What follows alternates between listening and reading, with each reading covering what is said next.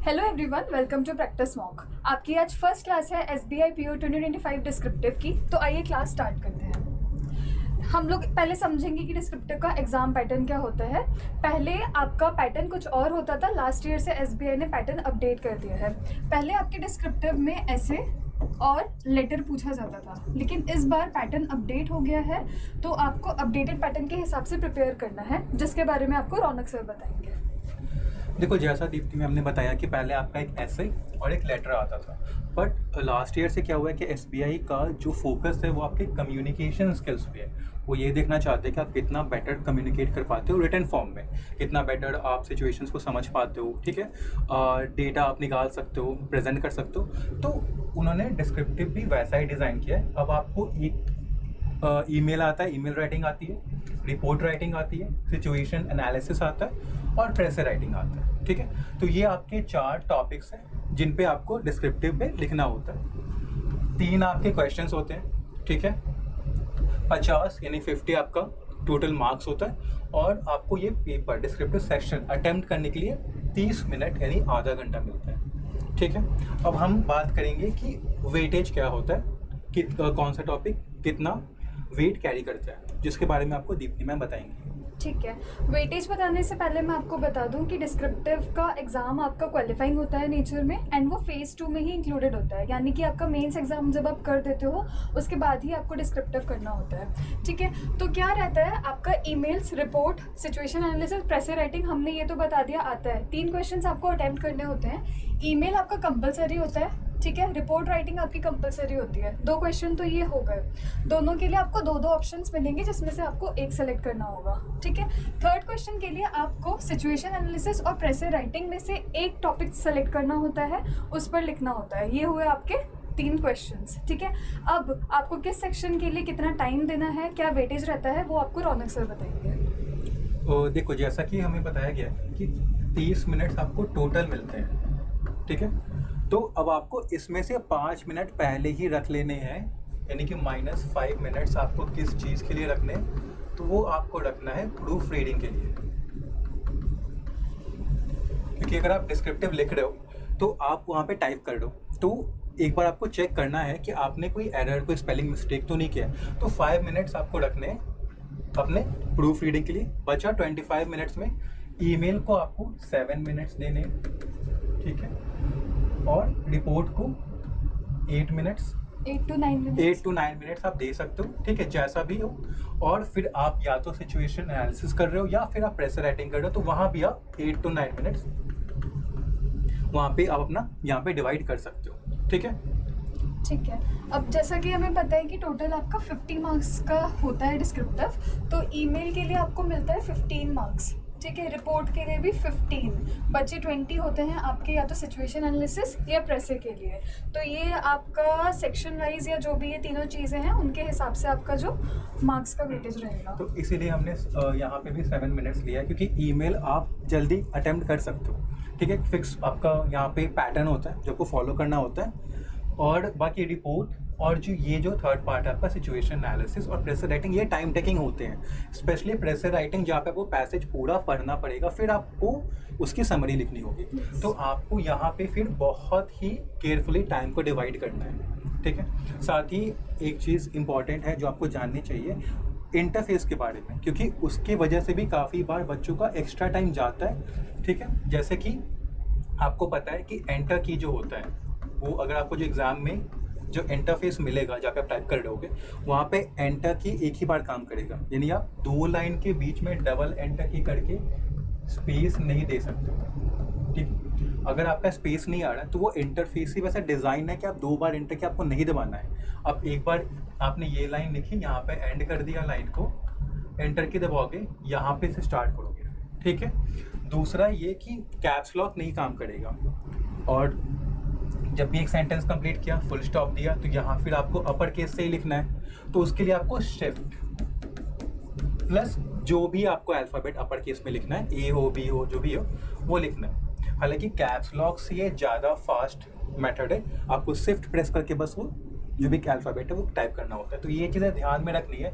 अगर ये चीज़ नहीं पता है आपको, तो फिर आपका यहाँ पे फिर जो आपने डिवाइड करके आप चल रहे हो माइंड में, वो थोड़ा सा डिस्टर्ब हो सकता है। तो पहले ये जान लो। एक और चीज़ है कि अपना कीबोर्ड एग्ज़ाम से पहले ही चेक करवा लेना सही है या नहीं है। बाद में फिर अगर पता चला ये कि नहीं काम कर रहा है तो फिर वहाँ पे बीच एग्ज़ाम में फिर आपका टाइम वहाँ पे जाएगा। ठीक है, तो ये कुछ चीज़ें हैं, टाइम का डिवीज़न कैसे करना है, ये सब चीज़ें इंपॉर्टेंट बातें कि आपका एंटर की वहाँ पे एक ही बार काम करेगा। शिफ्ट प्लस से आपको शिफ्ट प्लस अल्फ़ाबेट की से आपको कैपिटल लेटर अपर केस लेके आना, और वहाँ पे आपको नेविगेशन भी एरो की से ही करना होगा अगर आपको आगे पीछे करना है, क्योंकि पूरा स्क्रीन आपको नहीं दिखता है। ठीक है, आप लिखते जाओगे या आगे नीचे लिख लो या साइड में लिख लो तो वो आधा स्क्रीन छुपता जाता है। तो आपको एरो की से या फिर जो नेविगेशन नीचे वाला होता है वो आपको की के थ्रू ही करना होता है। ठीक है, तो स्टार्ट करते हैं ईमेल राइटिंग से। ठीक है, सो ईमेल लिखना बहुत ज़्यादा इंपॉर्टेंट रहता है आपके, स्पेशली क्योंकि आप अगर बैंक एम्प्लॉय बनने जा रहे हो तो आपसे ईमेल प्रोबेबली इसलिए लिखवाया जा रहा है क्योंकि आपको कहीं ना कहीं किसी ना किसी स्टेज पर ईमेल राइटिंग करनी ही पड़ेगी, चाहे वो आपको इंटरनल कम्युनिकेशन के लिए करनी हो, चाहे वो कस्टमर्स से कोऑर्डिनेट करने के लिए करनी हो। ठीक है, जो भी चीज़ हो। तो यहाँ पे एक सैम्पल ईमेल है। ठीक है, उसको हम लोग देख लेते हैं। एक हमें इस तरीके से टॉपिक मिल जाता है। ठीक है, कि हमें ईमेल लिखना है कस्टमर्स को। किसको लिखना है? कस्टमर्स को। उनको इन्फॉर्म करना है नए डिजिटल बैंकिंग ऐप के बारे में जो बैंक ने लॉन्च किया है। ठीक है, ये बहुत जनरल सा आपका वो है, तो देख लेते हैं। ठीक है, सो ईमेल में सबसे पहले आप लोग जिसको लिखना है उसका ईमेल एड्रेस लिख देंगे, अगर आपको प्रोवाइडेड है क्वेश्चन में। अपने मन से बना के नहीं लिखना होता है। ठीक है, उसके बाद हम लोगों को लिखना होता है कि हम किसको लिख रहे हैं। तो यहाँ पे आपको इस तरीके से लिखना होगा, टू, और जिसको भी आप लिख रहे हो उसका ईमेल एड्रेस। उसके बाद में सब्जेक्ट लिखना है आपको। सब्जेक्ट हमें बहुत ही ज़्यादा प्रिसाइज रखना होता है। ठीक है, like a few words only. उसके बाद में हम लोग स्टार्ट करते हैं सैल्यूटेशन से। यहाँ पे डियर कस्टमर, क्योंकि कस्टमर को लिख रहे हैं। अगर हम अपने किसी सीनियर को लिखेंगे या फिर इंटरनली लिख रहे हैं तो सर, मैडम, इस तरीके से यूज़ कर सकते हैं। उसके बाद में यहाँ पे पूरा स्ट्रक्चर है। हमने स्टार्ट किया। ठीक है, यहाँ से स्टार्ट किया कि we are pleased to announce कि ये हम लॉन्च कर रहे हैं। उसके बाद में ये हम लोग का इंट्रोडक्टरी पार्ट हो गया। फिर हम यहाँ पे मेन फीचर्स बता रहे हैं। ठीक है, ये मेन बॉडी है। हम बता रहे हैं कि हम उस ऐप में क्या क्या प्रोवाइड कर रहे हैं। ठीक है, ये ऐप अगर लोग इंस्टॉल कर लेते हैं तो उन्हें क्या क्या बेनिफिट्स मिलेंगे। फिर ये हमारी कंक्लूड करने वाली लाइन हो गई, thank you for banking with us. ठीक है, फिर हम लोग लिखते हैं with regards. Generally with regards ही लिखा जाता है। उसके बाद में अपना नाम, जो भी हमें क्वेश्चन में प्रोवाइडेड है उसके हिसाब से। ठीक है, हमारा नाम, हम लोगों की डेजिग्नेशन क्या है, किस बैंक से हम बिलोंग करते हैं। अगर ये चीज़ें प्रोवाइडेड हैं तो ये भी मेंशन की जाएंगी कि एड्रेस क्या है, सिटी क्या है, पिन कोड क्या है, कॉन्टैक्ट डिटेल्स क्या है। मतलब आपको ये सारी चीज़ें इंक्लूड करनी है एज पर क्वेश्चन, अपने मन से नहीं इंक्लूड करना है। ठीक है, सो ये होता है आपका ईमेल राइटिंग। नेक्स्ट आ जाता है आपका सिचुएशन एनालिसिस, जिसके बारे में आपको रौनक सर बताएंगे। देखो, सिचुएशन एनालिसिस भी एक बहुत इंपॉर्टेंट एस्पेक्ट है आपके लाइक वर्क का भी होगा। ठीक है, डिस्क्रिप्टिव का तो है ही। तो इसमें क्या होता है, आपको एक सिनेरियो दिया जाता है। वो सिनेरियो में एक प्रॉब्लम मेंशन होगा। आपको डिस्क्राइब करना है कि उस प्रॉब्लम से आप कैसे डील करोगे, क्या क्या स्टेप्स लोगे। ठीक है, किस तरह से इन्फॉर्मेशन को आप प्रेजेंट कर रहे हो, वो बहुत इंपॉर्टेंट होता है यहाँ पे सिचुएशन एनालिसिस। जैसे हम एग्जाम्पल में देखें तो यहाँ पे क्या है, आपका जो ब्रांच है, तो जहाँ पे आप वर्क कर रहे हो, बैंक का ब्रांच, वहाँ पे क्या हुआ है कि काफ़ी कस्टमर्स, बहुत ज़्यादा कस्टमर्स आ गए हैं, क्योंकि जो आसपास की ब्रांचेस हैं वहाँ पे सिस्टम्स काम नहीं कर रहे। तो वहाँ के भी जो कस्टमर्स हैं वो आपकी ब्रांच में आ रहे हैं। इससे क्या हुआ है कि कस्टमर्स के नंबर इंक्रीज़ हुआ, तो डिले हो रहा है उनके काम में, तो वो रेस्टलेस हो रहे हैं, एंग्सियस हो रहे हैं। तो आप इस सिचुएशन को कैसे हैंडल करोगे? तो यहाँ पे क्या है, आपको स्टेप बाय स्टेप बताना होगा, क्योंकि आपको वहाँ पे ये आगे देखना है कि किस किस तरह के प्रॉब्लम्स हो सकते हैं। ठीक है, एज आपको आपको एक मैनेजर के ही पॉइंट ऑफ व्यू से देखना होगा कि अगर ऐसा सिचुएशन क्रिएट होता है तो आप किस किस तरह के प्रॉब्लम्स को एक्सपेक्ट कर सकते हो और आपका वहाँ पे सोल्यूशन क्या होगा। जैसे यहाँ पे कि आप पहले क्या करोगे, तो क्लियर कम्युनिकेशन होगा, तो कस्टमर्स को बताओगे कि डिले क्यों हुआ है। ठीक है, क्या एक्सपेक्टेड टाइमलाइन है, कितने देर में उनका काम हो सकता है, कितना टाइम लगेगा। ठीक है, क्या होता है कि यहाँ पे रीज़न में दिया ट्रांसपेरेंसी रिड्यूस फ्रस्ट्रेशन। देखो क्या होता है कि अगर हमें पता नहीं होता कि क्या हो रहा है, कितने देर में होगा, तो हम ज़्यादा फ्रस्ट्रेट होते हैं। अगर आप क्लियरली कम्युनिकेट कर देते हो कि डिले हो रहा है, इतने देर में काम हो जाएगा, तो सिचुएशन थोड़ी काम हो जाती है। उसके बाद आप क्राउड को कैसे एफिशिएंटली मैनेज करोगे, कहाँ पे आपको एडिशनल स्टाफ को डिप्लॉय करना है। ठीक है, किन किन काम को आप प्रायोरिटाइज करोगे, किस बेसिस पे। जैसे सीनियर सिटीजन्स हैं तो वो लाइन में बहुत ज़्यादा देर तक खड़े नहीं रह सकते हैं, ठीक है, उनके हेल्थ प्रॉब्लम्स होते हैं, तो उनका आप पहले करोगे काम, ठीक है। उसके बाद अलग से लाइन लगाओगे, अपने कैश डिपॉजिट के लिए अलग कर दिया, विड्रॉवल से अलग कर दिया, ठीक है। उससे क्या हो रहा है कि स्टाफ भी उतना ओवरवेल्म नहीं हो रहा है, अलग अलग काम नहीं करना पड़ रहा है उसको, ठीक है। मीनवाइल क्या होगा, हायर अथॉरिटी से कोऑर्डिनेट करोगे, ठीक है, टेम्परेरी सपोर्ट चाहिए या जो भी आपको चैनल्स के थ्रू ATMs में, मोबाइल बैंक या कोई भी नियरबाई फंक्शन ब्रांचेस है वहाँ से आप कोऑर्डिनेट करोगे, ठीक है। उसके बाद यहाँ पे क्या थ्रू आउट, मतलब अब आप सारा कुछ कर रहे हो, सिचुएशंस को आप देख भी रहे हो, समझ भी रहे हो, आप सॉल्यूशन भी बता रहे हो, बट आपका खुद का एटीट्यूड क्या होगा। तो आई वुड मेंटेन अ काम एंड प्रोफेशनल डिमीनर, ठीक है। ऐसा नहीं हो कि आप खुद ही ओवरवेल्म हो जाओ, खुद ही आप लाइक प्रोफेशनल जो आपका जो एक एटीट्यूड होता है उससे बाहर चले जाओ, आप खुद काम ना रहो। तो यहाँ पे ये भी आप बताओ कि आपका खुद का कैसा रहेगा एटीट्यूड, ठीक है। तो यहाँ पे क्या है, यहाँ पे आपने पहले तो प्रॉब्लम को समझी, क्या क्या सॉल्यूशन हो सकता है, और सॉल्यूशन भी आपको देना है फीजेबल सॉल्यूशन जो कि वहाँ पे रियल लाइफ में हम इम्प्लीमेंट कर सकते हैं और उनका रिजल्ट भी मिलेगा।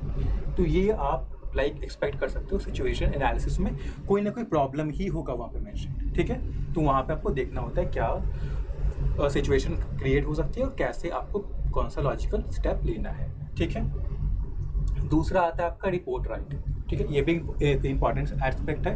देखो रिपोर्ट राइटिंग में क्या होता है, जब आप बैंक में काम करोगे तो आपको फील्ड विजिट करना पड़ता है, आपको कोई अवेयरनेस ड्राइव चल रही है वहाँ पे पार्टिसिपेट करना है, ठीक है, कोई प्रोग्राम हो रहा है वहाँ पे पार्टिसिपेट करना है, आपको कोई रूरल एरिया विजिट करना पड़ सकता है वहाँ पे अवेयर करने के लोगों को। तो आप जाते हो, वो इवेंट में पार्टिसिपेट करते हो, इवेंट को देखते हो और फिर उसका एक रिपोर्ट बनाते हो कि आपने क्या देखा, वहाँ पे क्या हुआ, ठीक है, पार्टिसिपेशन कितना था, लोगों का रिस्पांस कैसा था, क्या और इस तरह के ड्राइव्स को किस वे में और आगे बढ़ाया जा सकता है, इन चीज़ों को लेके आप बताते हो। जैसे यहाँ पे क्या है, आप ब्रांच मैनेजर हो XYZ बैंक में, ठीक है, आपके ब्रांच ने हाल में ही एक फाइनेंशियल लिटरेसी कैंप ऑर्गेनाइज किया रूरल एरिया में। तो यहाँ पे क्या आपको पता होना चाहिए पहले कि फाइनेंशियल लिटरेसी कैंप में क्या हो सकता है।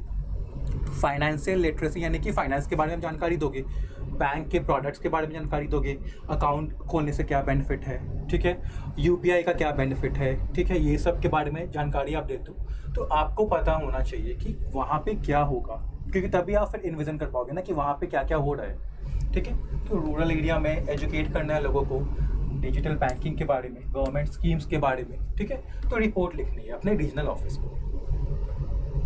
तो क्या है, यहाँ पे हेडिंग दोगे, ठीक है, रिपोर्ट है, रिपोर्ट ऑन किस पे है, तो जो कैंप हुआ फाइनेंशियल लिटरेसी कैंप हुआ, ठीक है, कहाँ पे हुआ, विलेज ABC पे हुआ, डेट डाला, ठीक है, कब का रिपोर्ट लिख रहे हो, रिपोर्ट जिस दिन लिख रहे हो उस दिन का डेट है, ठीक है, हेड ऑफिस को लिख रहे हो, ठीक है, वहाँ पे जो भी ऑफिस होगा मेंशन कर देना, अपना नाम, जो भी आपकी डेजिग्नेशन है, वहाँ पे ब्रांच मैनेजर है, जो भी मैनेजर लिखा है वो लिख दोगे।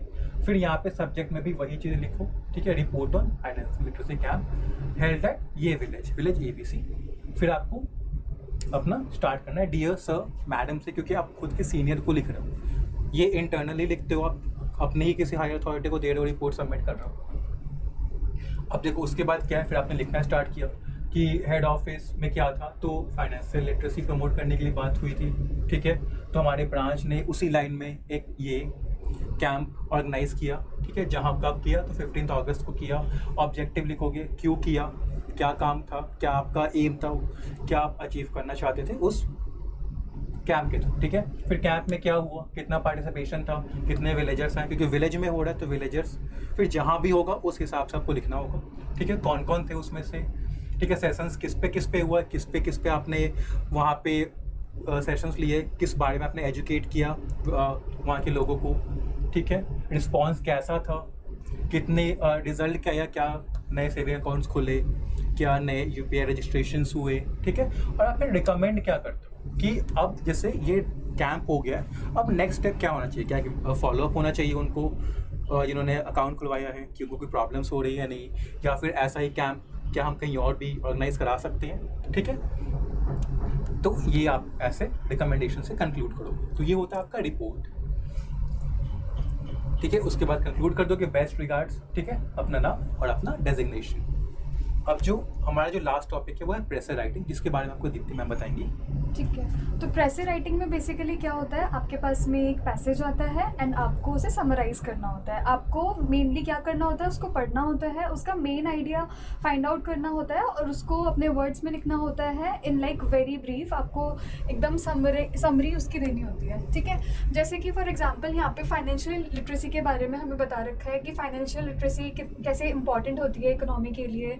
ठीक है, फिर इंडिया के बारे में बता रखा है कि कैसे बहुत सारे इनिशिएटिव्स लेने के बाद में भी फाइनेंशियल लिटरेसी की कमी है। ठीक है, लैक ऑफ अवेयरनेस है बेसिक प्रोडक्ट्स के बारे में, जिसकी वजह से काफ़ी ज़्यादा प्रॉब्लम्स लोगों को होती हैं।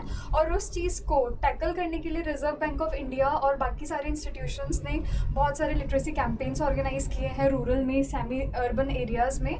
ठीक है, और इन कैंपेन्स का क्या एम है वो हमें बताते हैं कि एजुकेट करना है लोगों को इन बेनिफिट्स के बारे में, सेविंग्स के बारे में, proper debt management, in short उनको फाइनेंशियल लिटरेसी के बारे में बताना है। ठीक है, सो अब फाइनेंशियल लिटरेसी के लिए ना ऐसा नहीं, उसमें और आगे दे रखा है कि फाइनेंशियल लिटरेसी के लिए सिर्फ एक इंस्टीट्यूशन नहीं इनिशिएटिव ले सकता, उसमें सबका कोलैबोरेशन चाहिए, बैंक्स का, गवर्नमेंट का, एजेंसीज का, एजुकेशनल इंस्टीट्यूशन का।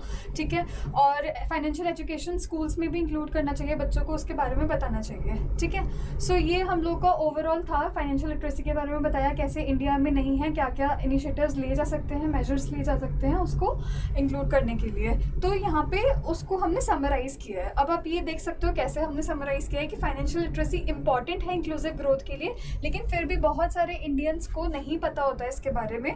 ठीक है, क्योंकि अवेयरनेस नहीं है। ठीक है, अब बैंक्स और आरबीआई कराते हैं लिटरेसी ड्राइव्स। ठीक है, लेकिन फिर भी कहीं ना कहीं चैलेंजेस रहते हैं। उसके लिए क्या करना है, कोलैबोरेटिव एफर्ट्स की ज़रूरत है। वहीं यहाँ पे हमें बताया गया है कि कोलैबोरेटिव एफर्ट्स की ज़रूरत है। उसी की वजह से हम लोग फाइनेंशियल लिटरेसी अपनी इंडिया में, अपनी कंट्री में ला सकते हैं। तो इस तरीके से आपको जो भी टॉपिक दिया होगा आपको उसे समराइज करना है, उसके सारे मेन पॉइंट्स को कैप्चर करना है, उसको लिखना है। ठीक है, सो ये होता है आपका प्रेस राइटिंग। तो अब हमारा कोर्स आपको किस तरीके से हेल्प कर सकता है ये बताएंगे आपको रौनक सर। ठीक है, हमने सारे टॉपिक्स को डिस्कस किया। ठीक है, आपका ईमेल क्या है, रिपोर्ट क्या है, सिचुएशन क्या है, एनालिसिस क्या है, जैसे क्या है। अब हम इन टॉपिक्स को इन डेप्थ आपको समझाएंगे। ठीक है, आपको स्टेप बाय स्टेप गाइडेंस मिलेगा कि कैसे लिखना होता है। ठीक है, कैसे आपको अपने अप्रोच क्या रखनी होती है। ठीक है, एग्ज़ाम हॉल अप्रोच हम देंगे। मतलब एग्ज़ाम हॉल में अगर आप बैठे हो तो आपकी जो थिंकिंग होनी चाहिए, अगर आपके सामने डिस्क्रिप्टिव का क्वेश्चन है तो किस तरह का होना चाहिए, पहले आपको क्या करना है। ठीक है, कौन सा क्वेश्चन अटेम्प्ट करना है पहले। ठीक है, ये चीज़ होगा, plus step by step guidance होगा। यानी कि इसका मतलब ये है कि हम हर स्टेप में आपको हेल्प करेंगे, बी इट ग्रामर हो आपका, भी आपका वर्ड वोकैबुलरी हो, किस तरह के वर्ड्स चूज़ करने हैं, कैसे सेंटेंस स्ट्रक्चर रखने हैं, आइडिया का फ्लो कैसे रखना है, ये सब चीज़ हम आपको स्टेप बाय स्टेप गाइड करेंगे। ठीक है, और एग्ज़ाम हॉल अप्रोच देंगे। मतलब अप्रोच ऐसा रहेगा जो कि आपको वहाँ पे काम आएगा। ठीक है, और आप एक अच्छा डिस्क्रिप्टिव अपना आंसर लिखोगे। ठीक है, उसके बाद मॉक टेस्ट भी हम प्रोवाइड कर रहे हैं, क्योंकि जब आप प्रैक्टिस करोगे तो ही आप खुद को इवैल्यूएट कर सकते हो। तो मॉक टेस्ट लेटेस्ट पैटर्न पे होगे, सारे ही टॉपिक्स को कवर किया जाएगा यहाँ पे। ठीक है, उसके बाद मॉक टेस्ट के साथ स्टडी नोट्स मिलेंगे, फॉर्डर मटेरियल मिलेगा। ठीक है, अगर जैसे फॉर्डर मटेरियल में क्या होता है कि आपको पहले से ही पॉइंटर्स दिए होंगे कि किस टॉपिक के लिए कहाँ से आपको क्या इन्फॉर्मेशन लेनी है, कैसे आपको उसको प्रेजेंट करना है। ठीक है, मॉडल आंसर्स भी होंगे। ठीक है, आप वहाँ से अपना आंसर भी कंपेयर कर सकते हो, और जो वहाँ पे मॉडल आंसर होगा कि आपका आंसर कैसा होना चाहिए था इस टॉपिक का, इस क्वेश्चन का, वो भी प्रोवाइडेड होगा। साथ ही जो हमारा जो हाईलाइट है इस कोर्स का वो है कि आंसर इवैल्यूएशन जो फीडबैक होगा वो एक्सपर्ट्स देंगे। कोई मशीन, कोई एआई के थ्रू नहीं होगा, आपका पूरा पर्सनलाइज्ड आपका एक्सपर्ट्स करेंगे, आपका आंसर चेक करेंगे, कहाँ पे आपको इम्प्रूव करना है वो बताएंगे, कहाँ पे आप अभी कंसिस्टेंट हो। ठीक है, कहाँ पे आप कौन सा वर्ड यूज़ करना था। ठीक है, किस तरह से आइडिया को बेटर वे में लिख सकते थे, वर्ड लिमिट में कैसे लिखना है, सब कुछ वहाँ पे आपका एक्सपर्ट्स बताएंगे। और उसके बाद भी अगर आपके डाउट्स होते हैं तो वो भी आपको personalise 1-on-1 doubt clearing session लिया जाएगा टेलीग्राम पे, जहाँ पे आपके डाउट्स क्लियर करा दिए जाएंगे। ठीक है। तो आप नेक्स्ट क्लास के बारे में आपको दीप्ति मैम बताएंगे कि आप नेक्स्ट क्लास में क्या एक्सपेक्ट कर सकते हो। ठीक है, तो नेक्स्ट क्लास आपकी होगी ईमेल राइटिंग के ऊपर। उसमें सारी चीज़ें इंक्लूड की जाएंगी कि क्या क्या हमें मिस्टेक्स अवॉइड करनी चाहिए, कैसे ईमेल लिखना होता है, क्या क्या आपके टॉपिक्स रहते हैं ईमेल लिखने के लिए। ठीक है, एवरीथिंग। सी बेसिकली क्या है ना, डिस्क्रिप्टिव में चाहे कोई भी सेक्शन हो, email writing, report writing, press से सिचुएशन एनालिसिस, सिर्फ आपको फॉर्मेट पता हो वो ज़रूरी नहीं है। ठीक है, वो काफ़ी नहीं होता कि आप लोग अच्छा परफॉर्म कर पाएंगे। ठीक है, या फिर ऐसा नहीं होता कि बहुत लिमिटेड टॉपिक्स होते हैं। बैंकिंग से रिलेटेड भी आपको बहुत सारी चीज़ें पूछी जा सकती हैं, नई नई चीज़ें डेवलप होती रहती हैं। सो आप लोग जितना प्रैक्टिस करेंगे, जितना चीज़ों को समझ लेंगे, उतने अच्छे से आप डिस्क्रिप्टिव में परफॉर्म कर पाएंगे। ठीक है, प्रैक्टिस इज़ वेरी इंपॉर्टेंट यहाँ पे, क्योंकि अगर आप प्रैक्टिस करोगे तो क्या होगा, आपके पास में बहुत लिमिटेड टाइम होता है, आपको 30 मिनट्स में तीनों ही चीज़ें अटैम्प्ट करनी है।